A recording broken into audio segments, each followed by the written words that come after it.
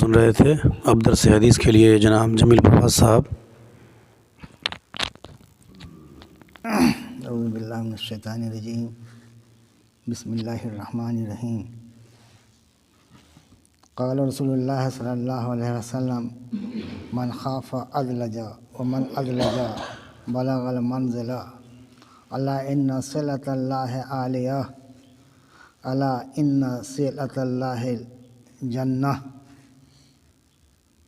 یہ ترمذی شریف کی حدیث ہے۔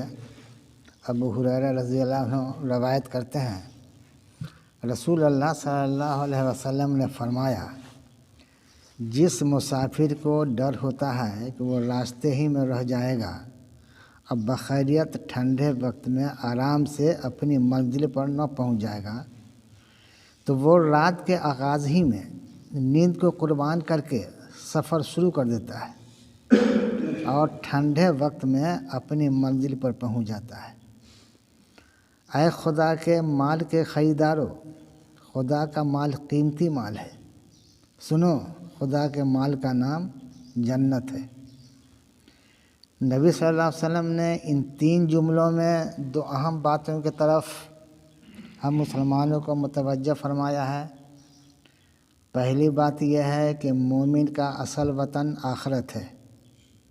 یہ دنیا میں کمانے آیا ہے، یہاں کمائی کر کے اپنے اصل وطن کو یہ مسافر لوٹ جائے گا اور یہاں کی کمائی وہاں اس کے کام آئے گی۔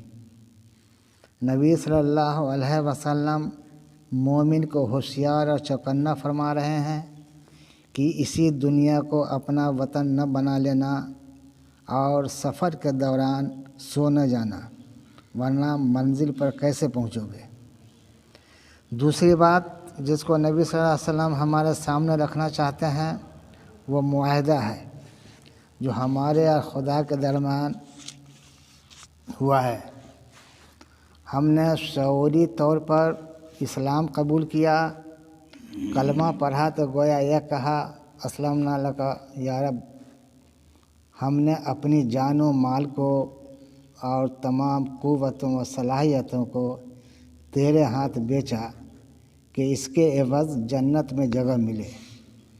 تو رب نے عہد کیا، ہاں ہم تمہیں جنت میں بسائیں گے، لیکن ہم آزما کر دیکھیں گے کہ تم اپنی بیع میں سچے ہو یا جھوٹے۔ اگر سچے ثابت ہوئے، اگر ہمارے مطالبہ پر اپنا مال دیا، اپنی جان پیش کر دی، تب تمہاری بیع مکمل ہوگی اور ہم یقیناً تمہیں سلامتی اور ہمیشگی کے گھر میں بسائیں گے۔ اور ہم سے بڑھ کر وعدہ وفا کرنے والا اور کون ہو سکتا ہے؟ ومن اوفی بعہدہ من اللہ، اور ہم سے زیادہ سچ بولنے والا اور کون ہو سکتا ہے؟ ومن اصدق من اللہ قیلا، اور اللہ سے زیادہ سچی بات کہنے والا اور کون ہو سکتا ہے؟ ہمارے پیشوا صحابہ کرام رضی اللہ عنہم کی تاریخ ہمارے سامنے ہے۔ انہوں نے جنت کے عوض اپنا سب کچھ اللہ کے ہاتھ بیچا، تو اللہ نے 20-22 سال تک مختلف طریقوں سے آزما کر دیکھ لیا کہ یہ اپنے معاہدہ میں سچے ہیں۔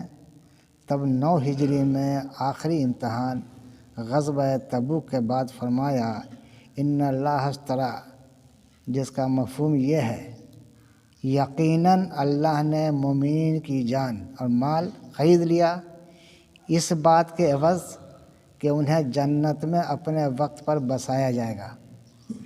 یہ لوگ اپنی جان ہتھیلیوں پر لیے ہوئے دین کے دشمنوں سے خدا کی راہ میں لڑتے رہے، وہ انہیں قتل کرتے تھے اور قتل بھی ہوتے تھے، پر کسی حالت میں جانی قربانیوں سے جی نہ چراتے تھے۔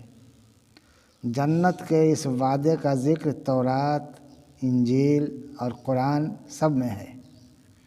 اس وعدہ کو پورا کرنا اللہ نے اپنے اوپر واجب کر لیا ہے، اور اللہ سے بڑھ کر اپنے وعدہ کو پورا کرنے والا اور کون ہے؟